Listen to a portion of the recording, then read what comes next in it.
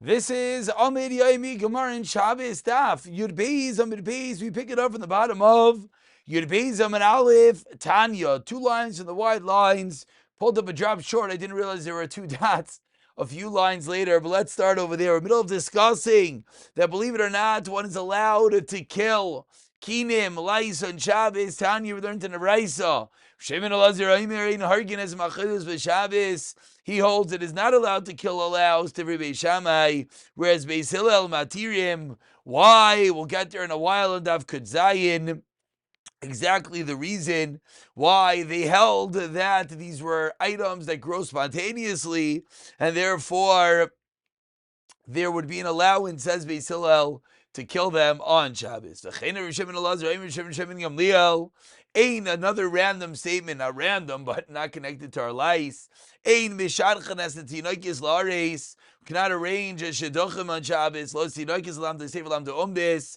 We cannot hire someone to teach someone, teach them an umdis. These are all things that have to do with mimsei chevscha, weekday activities. We cannot console mourners. That's because of bringing sar. Nor can we be mevaker chayla as well, because that as well brings sar to the one that is the visitor. Says the Gemara, 2 lines to the bottom, a word about being mevaker chayla tanarabanan. What should you say if it's Shabbos? Shabbos, of course, is according to the opinion of Beis Hillel, says it's allowed. We don't just say Rafua Shlema, we say Shabbos should be that which he Melizaik should prevent you from screaming out Rafua Kreva Lava in your Rafua. The heal, your recovery should be quickly. Rabbi Meir Omer, Yechayli Shetrachem, wants to say that Shabbos itself can bring the Rachmanas, can bring the Refuah. So we turn over to the base of Yehuda Omer, Makim Rachem Alecha Val Chayli Yisrael. You say Hashem should help you and all of the Chaylim. Rav Yisrael, Makim Rachem Alecha, B'toich Chayli Yisrael. You don't say down for him and all the Chaylim. You daven for this person, B'toich, amongst all of this sake. Says the Gemara, this person's name was Shivna. Shivna Ishu Shalayim Knisasa Omer. When you would visit a sick person, he would say Shalom. P'tiyasa Omer Shabbos Lizik Raful Kravalavai Veracham of Merubim. Hashem's Rachmanis is many. V'Shiftai V'Shalom, and rest in peace. Says the Gemara, Kaman Alza Hada Amar Rav Chanina. Whom does the following statement of Rav Chanina go like that? Says, what should he do? Don't just daven for him. Daven for him amongst the other chaylim. Who does this go like? Kiman? Kirav Yosi, who said that you daven b'toich Klal Yisrael. And in truth, this is a form of making the tefillah into a tefillah rabbim, when you daven not just for that person, but you daven for him within Klal Yisrael. Says Rav Chanina, was bekaishi. It was with difficulty that we allow one to be mevaker chayla as well as to be mevaker avelim on Shabbos. The reason is because, again, it could cause sar, but lemaisa we are mekel. Amar Rachana, says the Gemara, when we go with Rav Elazar to visit someone sick, we realize sometimes Rav Elazar would say Hashem should remember for you in peace in Hebrew, which is in the Lashon Aramaic. Heichi Avid Hachi. Says the Gemara, how would Rav Elazar do this? Sometimes davening in Hebrew, sometimes davening in Aramaic. Says the Gemara, we're about 15 lines at the bottom. The first one line is Lishalim. What's the question? One should not daven in Aramaic. If you daven in Aramaic, the Malachim do not pay attention. They don't understand Aramaic. So they're not going to bring up your tefillah. So you never want to daven in Aramaic because they don't understand the tefillah. Says the Gemara, Shaini Choyle, the Shechina Yima. You don't need the Malachim. The Shechina is right there. The Amar Ravana and Amar Ram in Aisha Shechina Sayed. Esa Chayla Arina, the Shechina supports the Hashem Yisadenu. Aleris Devay, Hashem supports him on the sickbed. Tanam Yachi, a brisa proving exactly this point. And Nicholas Vakis, a chayla loy. Yeshev, you should not sit on the bed, on the chair. Ella, what should you do when you visit the chayla?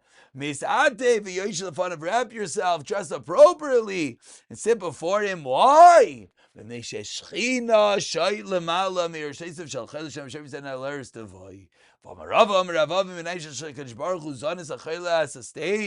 the chayla Shem Hashem Yisadenu al eretz devai. Just one word before we continue with the two dots, about 14 lines to the bottom. This is the reason why the tefillah of Yikum Porkan Shabbos, you only say berabim because it's in Aramaic.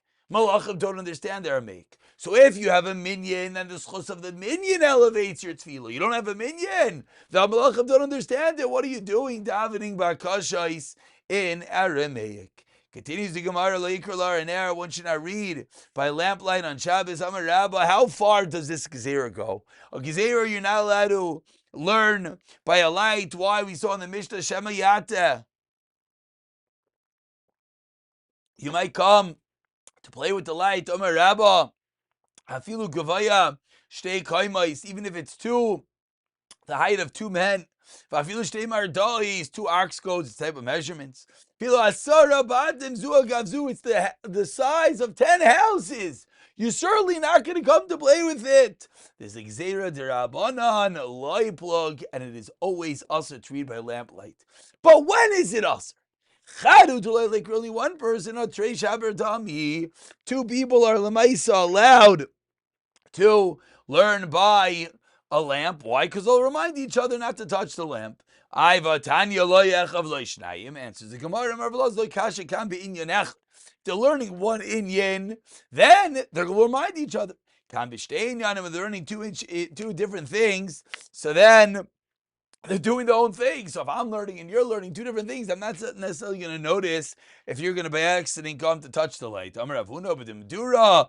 It's a bonfire. Afilu asar b'nei adam. It's aser. Why? Because a bonfire, you don't sit close to it. So everyone's sitting far out. So even 10 people, we have to be nervous that one might come to play with the fire. Amar Rava. But in Adam Chashavu, it's mutter. Why? Explains Rashi, in Adam Chashav never touches the fire. Yes, Shamashim, attendants, etc., servants that are going to be the one to deal with the fire. So we don't have to worry. He's going to come to do it if even during the week, he never touches the fire. 6 lines to the wide lines. The first one line is Adam Chashav. Meisvei asks the Gemara, you're not allowed to read by the lamp light, because you might come to tilt to fix the lamp. Amr Shmuel ben Elisha. Ani akriv lo yata. Said Rishon ben Elisa, I don't have to worry about myself. Pamachas, so what happened one time, Karo Bikish Latais, he's middle of learning, and he's about to go grab the lamp, and he catches himself, and Amar, how great is Chazal? And he caught himself. No, there was a different story. Really, Kara Vihita, the great Ishmael. Rav Elisha actually made a mistake and he was Machalal Shabbos. What do you do? V'kasval pinkasa, he wrote in his notebook, and Ishmael ben Elisha Karasi V'tisi never Shabbos. Sheyibane Beis HaMikdash Avi Chatos Shmeina. He's going to bring a Chatos Shmeina. So says the Gemara, 1 second, what's the kasha? Rava just said a moment ago, what did Rava teach us? That Adam Chashav is allowed, but we see clearly not. The answer is Gemara, Rava Shani Rishov de Rav Yisha, Hayol Lemeisim Atzal de V'Tayr Kehediet, since he treated himself like a Hediet. Therefore, when he was learning, he wasn't like a Chashav person. There were times that he would play with the fire, and that's the reason why he had to be concerned by himself. Just to point out, the bottom Taisus is a fascinating kasha. It's known the story of Pinchas ben Yair, in which even his behema wasn't over an Isser. So how here is it possible that even the great Rishon Rav Elisha was over an Isser? So different answers. Taisus says that maybe the teretz is because that only is regarding eating things. Hashem would not bring a takala on a tzaddik, but maybe regarding something else, it is possible. And we end off, says the Gemara, Tani Chata. We learned in one brisa, Shamash Baidik Koises Kayaris Araner. Shamash is allowed to look at the cups and the plates to make sure they're cleaned by lamplight. Tani Idach, a different brisa says La Yivdik. So what is it? Is the Shamash allowed to use the lamplight to check the utensils, the cutlery, to make sure it's clean or not? Says Gemara Lokasha. Kan be Shamash Kavua. If it's a Shamash Kavua, then he's going to be nervous about the balabas. He's going to be nervous. He's going to want to make sure it's perfectly clean. So he's going to be very careful, and he might come to play with the light to get the appropriate light, so it's aser. He doesn't really care so much, so he's not going to be as meticulous.